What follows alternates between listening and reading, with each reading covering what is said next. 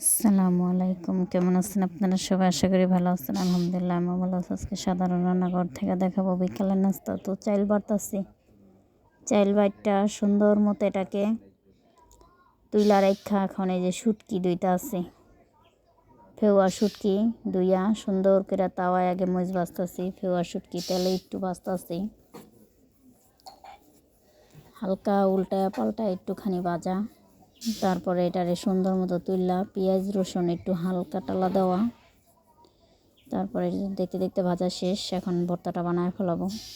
পাটায় দিতে আসি লবণ আর মরিচ, সুন্দর মতো ডইলা শুটকিটাও লয়ে লইছি। ডোলা শেষ, পাতা দিয়া দিতেছি, পাতা বাইটটা হসপাতাও বাইটটা এবার একসাথে কইরা হসপাতা পেঁয়াজ মরিচ সব একলগে বাটাবাটি শেষ। সুন্দর তুইলা ফলাইছি যে এখন গোলা গোলামো।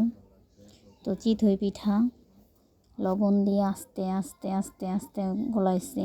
এরকম এখন আবার ঘুটনি দিয়া লাড়াচাড়া দিতে আছে। তো এটাকে সুন্দর মতো কইরা ডোটাটা তৈরি করে লমো। এখন বাজমো। ডোটাটা প্রায় হয়ে গেছে। এখন একটা তাওয়ার ভিতরে চুলা দিয়া সুন্দর মতো এটাকে দিয়া দিব।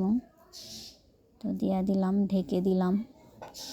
আস্তে আস্তে চাল দিয়ে এটারে সুন্দর মতো লাইরা চেরা এখন তুলমো।